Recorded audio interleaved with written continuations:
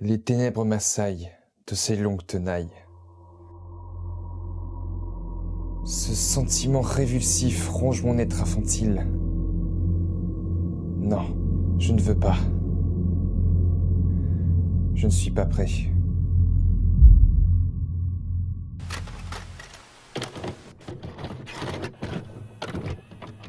« 1999. C'est du haut de mes 7 ans que je découvre la joie des jeux vidéo. Je me sens emporté par cet univers ludique, enchanteur, où je suis maître de mes mouvements, où je contrôle le destin d'un héros en qui j'éprouve une affection particulière. Mais en ce jour pluvieux, mes yeux ont été attirés par un jeu auquel je n'avais aucune conscience de son existence. Un jeu qui bouleversa mon être. Je n'étais qu'un jeune garçon naïf, ne pouvant réaliser la portée de cet art si nouveau pour moi. Un art qui allait hanter mes nuits, jusqu'à me faire perdre le sommeil, où seule la lumière du soleil pouvait me libérer de cette peur constante. Mais cette peur, aujourd'hui, je dois l'affronter.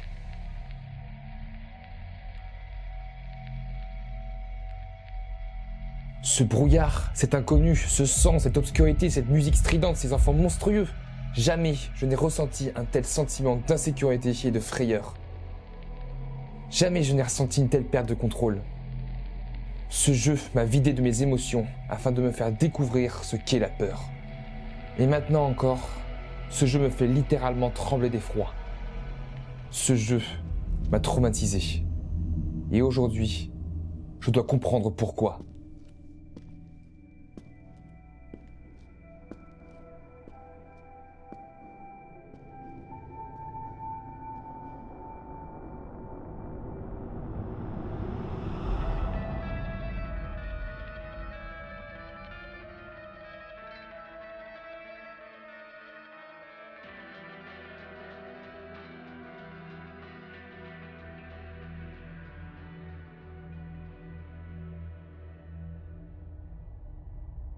Silent Hill.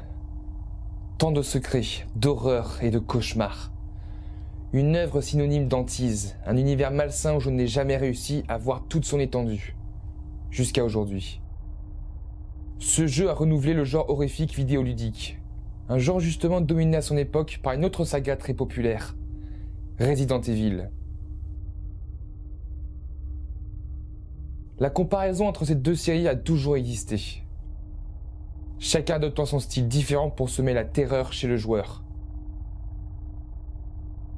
Et nous allons commencer par comparer les deux premiers opus sortis sur la PlayStation. Shinji Mikami et Keiichiro Toyama, deux créateurs de jeux vidéo au CV bien garni. Le premier a créé la saga Resident Evil et est également le concepteur des jeux Dino Crisis, Vanquish, Evil Within entre autres, et également Aladdin sur Super NES. Et pourquoi pas? Le deuxième est connu pour avoir créé la saga Silent Hill, mais également Forbidden Siren et Gravity Rush, jeu génial que je vous conseille vivement. Et avant de commencer la comparaison, je tiens juste à dire que Keiichiro avait 21 ans quand il a réalisé le jeu Silent Hill. 21 ans. Prends cette baffe dans la tronche. Resident Evil et Silent Hill sont des survival horror. La paternité en revient à Alone in the Dark, même s'il y a quelques jeux auparavant qui reprenaient des codes de l'horreur. Mais c'est surtout Resident Evil qui va populariser le genre. Le but de ces deux jeux est de nous faire peur, mais avec un gameplay et une mise en scène qui différencie point par point. Et c'est là où la comparaison est intéressante, car nous allons voir quels sont les moyens utilisés par ces deux jeux afin de nous plonger dans une descente en enfer où il est impossible de s'en sortir. Resident Evil nous place aux côtés d'une unité d'élite enquêtant sur la disparition d'une de leurs équipes. Ils se font attaquer par des molosses enragés et se réfugient dans un manoir pour s'échapper. Ils découvriront que le manoir et les molosses sont liés et devront survivre face à des hordes de monstres plus dangereuses les unes que les autres. En gros, une histoire de zombies et de monstres comme on les aime, et c'est clairement l'opposé de Silent Hill. Nous suivons donc Harry avec sa fille Cheryl qui se dirige vers Silent Hill. Après un mystérieux accident, Harry se réveille en plein milieu de la ville, seul. Il essaiera de retrouver sa fille et découvrira que la ville n'est pas aussi accueillante qu'espéré, en faisant face à des événements paranormaux et des créatures ô combien terrifiantes. Quand on parle de la saga Resident Evil, on la rapproche des films de George Romero ou de John Carpenter, tandis que Silent Hill, c'est plutôt David Cronenberg, Lovecraft et l'échelle de Jacob. L'horreur face à l'épouvante. Tous les choix de gameplay sont ainsi choisis pour créer ce sentiment d'insécurité et de malaise pour le joueur. Resident Evil choisit une manière plus frontale, tandis que Silent Hill, c'est beaucoup plus subtil, atmosphérique. Déjà, je n'ai rien à dire sur les graphismes, les deux jeux sont beaux, vraiment magnifiques. Silent Hill, c'est une 3D de A à Z, tandis que Resident Evil, Les personnages sont en 3D et les décors sont un petit peu en mode photoréaliste. Cela offre une vraie patte à l'ensemble, et surtout, 2 identités différentes. Je trouve quand même que l'animation est un poil mieux chez Silent Hill, là où Resident Evil reste un petit peu plus rigide. Ensuite, nous avons 2 différences techniques. Un monde assez ouvert face à un huis clos dans un manoir. Qu'est-ce qui vous effraie le plus?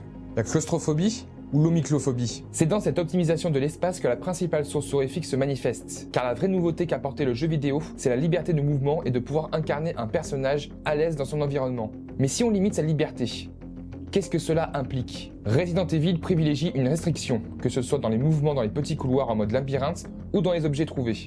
Nous sommes un petit insecte dans ce manoir à l'inverse de Silent Hill, où cette restriction se base sur la vue. Elle nous bloque le champ de vision, que ce soit avec la brume ou l'obscurité. On peut tomber sur un monstre à tout moment, et cette peur de l'inconnu nous plonge dans un profond sentiment d'insécurité, malgré cette grande ville ouverte. Surtout que notre chemin sera barré par des fossés qui nous piègent et nous empêchent de mouvoir librement. Et c'est ça que les développeurs voulaient créer, cette sensation d'être piégé et d'être manipulé, telle une marionnette sans défense. Tout ceci est encore plus soutenu grâce à la mise en scène. Resident Evil se rapproche de Alone in the Dark, avec des angles de vue fixes, un petit peu comme des caméras de surveillance. Ce qui rend le tout plus oppressant, car nous n'avons aucun contrôle là-dessus, et elle nous obstrue la voie volontairement. Silent Hill suit le héros un petit peu comme dans un TPS, et reprend parfois l'angle de caméra de Resident Evil avec des mouvements de caméra beaucoup plus volatiles et beaucoup plus malaisants. Après, Resident Evil joue beaucoup plus sur la peur instantanée, avec ses jumpscares et ses monstres qui sortent de nulle part. Tandis que Silent Hill, c'est beaucoup plus psychologique, avec cette atmosphère étouffante et morbide. Je passe également sur l'ambiance sonore qui est réussie chez les 2 jeux, même si je suis beaucoup plus fan de celle de Silent Hill. La radio nous permet de nous repérer dans l'espace, car elle grésille quand un monstre apparaît, notre seul moyen de nous éviter des conflits. La musique est plus discrète, mais plus oppressante, tandis que celle de Resident Evil, je la trouve cool mais sans plus. Surtout celle des combats que je trouve justement trop combat. Mais ce que je peux réellement reprocher à Resident Evil, c'est son côté trop jeu vidéo en fait. Entre ces énigmes farfelues de jouer un morceau de piano pour trouver un blason afin de mettre un diamant bleu dans une tête de tigre pour trouver un tampon vert, sa gestion de l'équipement avec une clé qui prend autant de place qu'un fusil, et puis se soigner avec de l'herbe, ces putains de portes, et puis les déplacements sont assez rigides, la visée n'est pas hyper ergonomique avec ses angles de caméra fixes. Au final, ces mécaniques de gameplay trop prononcées peuvent freiner. Tout ça ne m'a pas gêné au final, c'est un excellent jeu, mais tous ces petits éléments m'ont moins bien immergé, contrairement à Silent Hill. Les déplacements sont beaucoup plus maniables, les énigmes sont plus réalistes et accessibles, et surtout l'histoire est beaucoup plus complexe et profonde. Ça parle de religion, de croyances, de sectes, de trafic de drogue, bref, on a vraiment envie de découvrir ce qui se cache derrière cette ville. Et même si le jeu est plus facile que Resident Evil, on est vraiment plongé dans cette histoire passionnante et effrayante, avec des moments à la fois perturbants et émouvants. Donc un scénario plus mature, qui je pense a un problème de rythme, surtout quand je me rends compte que j'ai dû marcher littéralement 30 minutes pour trouver l'issue d'une énigme. Et puis bon, la fille de 10 ans qui laisse autant d'indices, c'est un petit peu louche. Mais ça passe, contrairement à Resident Evil qui... ça fait série B de films de zombies, avec ses virus, ses labos de recherche, ses gros monstres infectés, ses trahisons, pas du tout attendu. Mais bon, c'est les goûts et les couleurs. Mais ses performances d'acteurs, c'est juste pépite. Justement, ça me permet de faire une belle transition. Ces 2 œuvres sont excellentes, et ont marqué l'histoire du jeu vidéo et du genre horrifique, avec des choix et une identité qui leur est propre. Mais ces 2 histoires ont été adaptées en film. Et c'est là qu'on va s'amuser.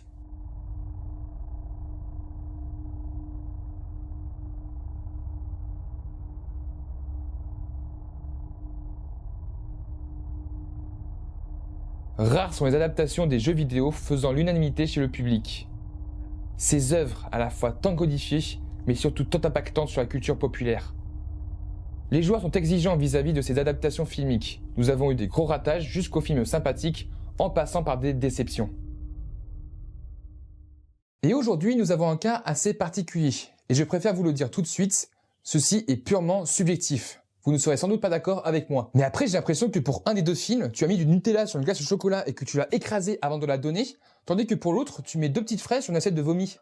Bon alors on fait quoi? Pour parler très rapidement de l'histoire des 2 films, Resident Evil retrace les péripéties d'Alice, coincée dans un laboratoire d'Umbrella Corporation, où un virus s'est propagé transformant les êtres en monstres. Silent Hill suit Rose, qui tente de retrouver sa fille qui a disparu dans Silent Hill après un accident de voiture. Elle sera poursuivie par des entités cauchemardesques et une secte religieuse. Et au final, les 2 films respectent bien les jeux vidéo.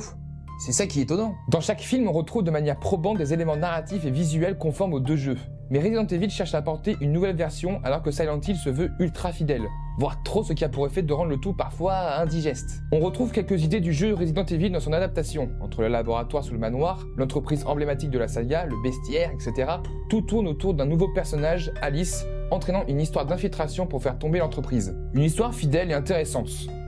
sur le papier. Le film Silent Hill, lui, met en scène une héroïne qui devra retrouver sa fille qui sèmera des indices au fur et à mesure. Le récit suit scrupuleusement l'histoire du jeu, de manière simplifiée, et parallèlement, on observe le mari de l'héroïne qui enquête afin de retrouver sa femme.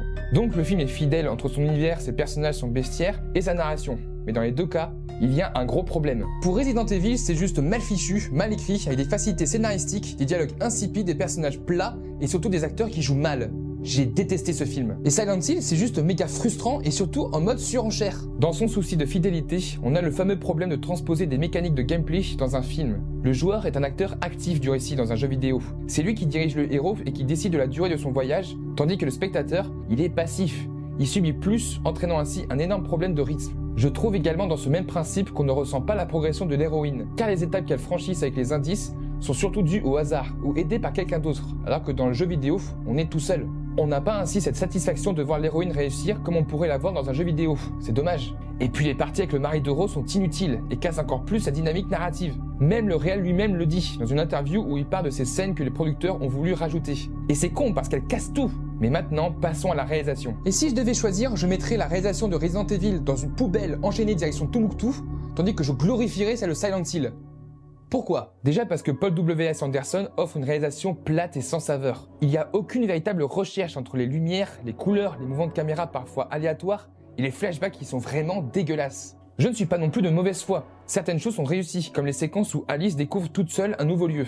Des séquences qui se rapprochent le plus de Resident Evil, surtout avec l'angle et le point de vue des caméras utilisés. Mais le reste, bordel, c'est à s'en tirer les cheveux. C'est mou, plat, insipide, sans parler d'un montage what the fuck avec beaucoup de passages découpés aléatoirement, des séquences où il faut monter la tension pour rien, comme ce fameux passage.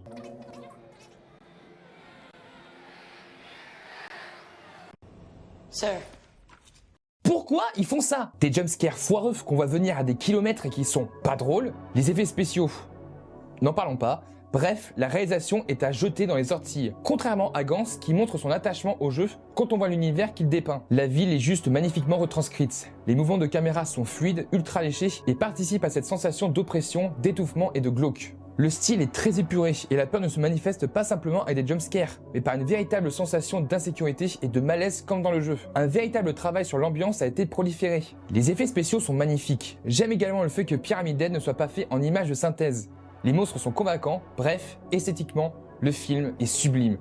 Mais son montage est frustrant. Il fait monter la tension d'une scène, mais coupe pour passer à un autre plan qui vient enlever toute la tension d'un coup. Il fait ça 3 fois dans le film. Par exemple, cette scène, on passe d'un cadre serré, au plus proche de l'action, à un énorme plan d'ensemble qui dévoile tout.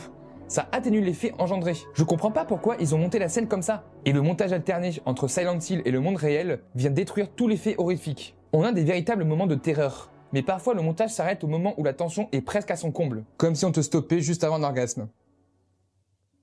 Ça sonnait plus joli dans ma tête. En parlant de ça, l'ambiance sonore et le mixage son accentuent encore plus l'épouvante. Les musiques fonctionnent grave, même s'il y en a une qui se répète beaucoup trop. Mais le travail apporté au son est étroitement fidèle à celui du jeu. En fait, j'en parle parce que quand j'ai entendu les musiques de Resident Evil, qu'est-ce que j'ai dans l'oreille? Oh, du sang! Le travail sur le son est juste catastrophique. Je répète encore une fois, c'est subjectif, mais ce n'est pas du tout en raccord avec l'ambiance horrifique de Resident Evil. En fait, à cause de ça, on fait face à un bête film d'action. Déjà que les joueurs se sont plaints de la direction prise par Resident Evil 4, je comprends pas pourquoi il n'y a pas autant d'émules sur ça. Quand ils mettent des musiques plus orchestrales, ça passe, mais les musiques de Manson et Beltrami, non, juste non. Et puis, mixage sonore, on a quand même un pistolet normal ayant le prix d'un silencieux, la musique intense qui monte mais qui s'arrête sans aucune logique, les bruitages électroniques clichés et assourdissants, tout est à jeter. Mais je vous jure que ça me fait chier d'être aussi vénère sur le film. Surtout qu'il avait de bonnes idées sur le papier. Et en plus, il a pas mal rapporté au box-office. Mais il faut reconnaître que c'est catastrophique. En particulier les personnages. Selon moi, le b.a.-ba des personnages bien écrits, c'est de connaître ses origines, ses intentions, ses ressentis, et les voir interagir avec les autres afin que celui-ci puisse créer de l'empathie. Ou de la fascination. Il faut également que ce soit fait de manière subtile et progressive. Enfin, c'est compliqué de définir clairement ce processus. Parfois, on ne sait rien du personnage, mais c'est voulu. C'est le cas ici d'Alice, car on découvre avec elle l'histoire au fur et à mesure, permettant aux spectateurs de s'impliquer un petit peu. Cependant, tous les autres personnages sont insipides et clairement inintéressants. Le problème est qu'on ne sait rien d'eux, on ne ressent aucune véritable camaraderie ni alchimie entre eux, et ils prennent des décisions débiles et irrationnelles. La faute, je pense, à une très mauvaise direction d'acteurs où leur jeu est très aléatoire, et à des dialogues mal écrits. Tu ne crois pas une seule seconde à ces personnages parce que les acteurs jouent mal, tout simplement. Soit ils en font trop, soit ils en font pas assez. Je suis très curieux de savoir ce qu'a dit le réal et ses acteurs pour cette séquence. Dans Silent Hill, on retrouve ce même problème, mais moins important. On est plus dans le déjà-vu, avec encore des dialogues mal écrits, à mon sens, et des décisions débiles pour faire avancer le récit. Mais ce n'est pas vraisemblable. Pourquoi tu l'arrêtes alors que vous êtes toutes les deux dans la merde? Pourquoi tu lui dis ça au lieu de le rassurer? Inspecteur Tomaguchi, autant vous ne trouvez pas? Pour l'amour du ciel. Et puis, entendre les personnages gueuler sans arrêt n'aide pas l'attachement. C'est dommage, car ici, ils avaient une certaine once de promesse. Et quand je lis les interviews de Gans, je me dis quand même, merde, il était vraiment à fond. C'est un passionné qui a voulu partager une vraie vision pour faire plaisir à tout le monde. Son film est cool, mais il y a tellement de choses qui viennent gâcher l'expérience. Ah, ça m'énerve. Et quand je parle de problèmes qui gâchent tout, les deux films font le même écueil. Ils expliquent tout. Ils donnent les clés de la narration super vite et n'offrent aucun mystère. Ainsi, les spectateurs regardent le film en mode « Ah, d'accord ». Le spectateur devient beaucoup trop passif. Et ça, c'est pas à faire. Je pourrais en parler pendant des heures et des heures de ces films qui multiplient les problèmes. Mais il y a une chose à retenir. La fidélité ne fait pas forcément un bon film. Car le support vidéoludique et cinématographique sont très différents et reposent sur des codes propres à eux-mêmes. Il est difficile de retranscrire ces codes de manière logique ou invisible. C'est pour ça que les adaptations de jeux vidéo sont difficiles à faire. Certains y arrivent en se concentrant sur l'histoire, mais il faut faire un bon film à la base qui s'adresse à tout le monde, et pas forcément aux fans des jeux vidéo. C'est une question complexe, mais aujourd'hui, avec ces deux œuvres, je voulais répondre à cette question.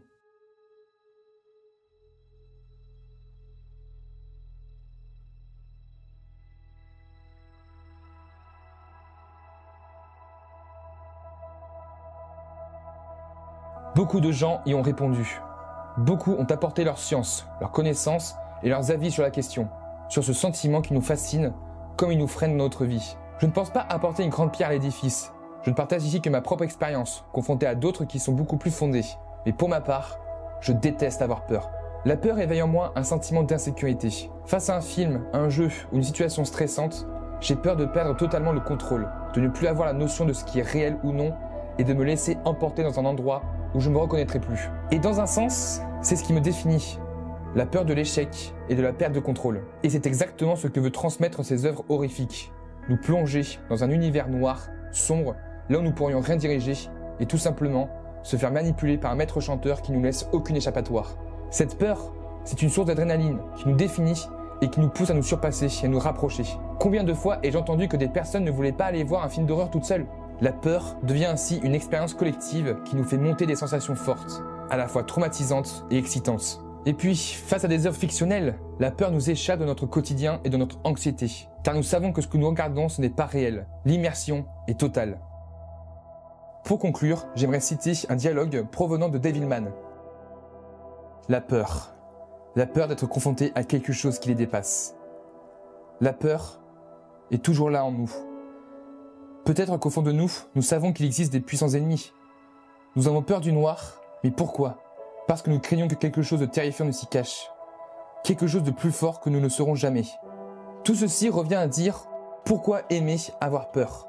Parce qu'elle nous rapproche, nous excite, nous immerge, nous définit et surtout représente un défi qui nous passe à nous surpasser. Certains n'arrivent pas à l'affronter et c'est normal, mais pour d'autres, c'est un objectif. Car surpasser ses peurs, c'est prouver à soi-même qu'on peut évoluer. Alors, que ce soit en tant que spectateur ou en tant que joueur, chaque œuvre nous incombe d'aller jusqu'au bout, pour vous montrer que nous sommes maîtres de notre vie et que nous ne devons pas être soumis à cette émotion faisant office d'obstacle. Alors, de la petite araignée jusqu'au coin le plus sombre, montrez que vous êtes seul à diriger votre vie. Ne tremblez pas face à la peur.